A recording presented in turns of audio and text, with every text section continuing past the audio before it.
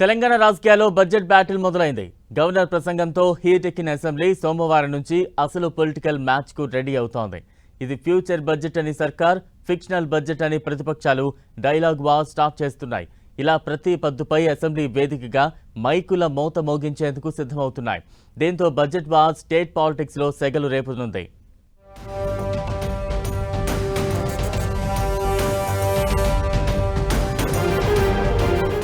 Telangana assembly మరోసారి రాజకీయ రంగస్థలంగా మారబోతోంది. బడ్జెట్పై సోమవారం నుంచి మొదలయ్యే చర్చ అధికార ప్రతిపక్షాల మధ్య బ్యాటిల్కు తెరలేపనుంది. రేవంత్ సర్కార్ ప్రవేశపెట్టిన పద్దులతో ప్రతి అంకెపై పార్టీల విశ్లేషణలు, ఆరోపణలు, విమర్శలతో సభ దద్దరిల్లనుంది. ఇప్పటికే గవర్నర్ ప్రసంగంతోనే అధికార ప్రతిపక్షాల పొలిటికల్ బ్యాటిల్ సినిమా టీజర్ చూపించారు. ఇక అసలు సినిమా సోమవారం నుంచి మొదలు కానుంది. బడ్జెట్ సమావేశాలు అంటే రాష్ట్ర అభివృద్ధి, సంక్షేమం సెంట్రిక్ గా సుదీర్ఘ చర్చ, విశ్లేషణలు జరగాలి. కానీ ఈ చర్చలు అధికార ప్రతిపక్షాల మధ్య డైలాగ్ వార్ కు తెరలేపుతున్నాయి. గవర్నర్ ప్రసంగంలో ప్రస్తావించిన అంశాలు ఇప్పటికే అధికార ప్రతిపక్షాల మధ్య కొత్త డిబేట్ కు కారణమైంది. మరోవైపు బడ్జెట్లో సర్కార్ కాకి లెక్కలు చూపిందని బీఆర్ఎస్, బీజేపీలు అంటుంటే, ప్రభుత్వం మాత్రం ఈ బడ్జెట్ రాష్ట్ర భవిష్యత్తును మార్చే బ్లూ ప్రింట్ అంటూ స్ట్రాంగ్ కౌంటర్ ఇస్తోంది.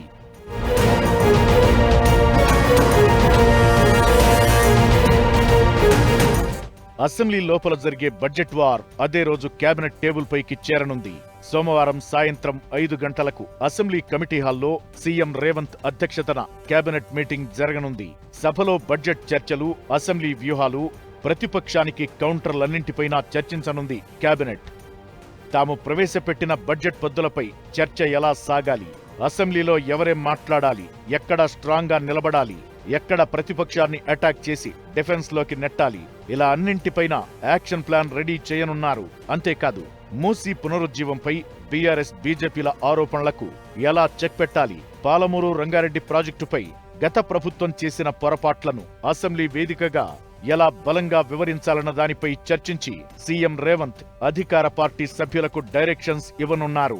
మొత్తానికి రాష్ట్ర బడ్జెట్పై అసెంబ్లీలో సాగే చర్చలు అధికార ప్రతిపక్షాల మధ్య సాగే మాటల యుద్ధానికి దారి తీయనున్నాయి.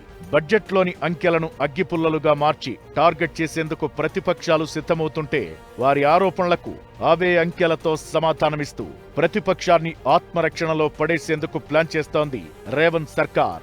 మరి ఈ పొలిటికల్ గేమ్లో ఎవరు నిలబడతారో, ఎవరు తడబడతారో చూడాలి.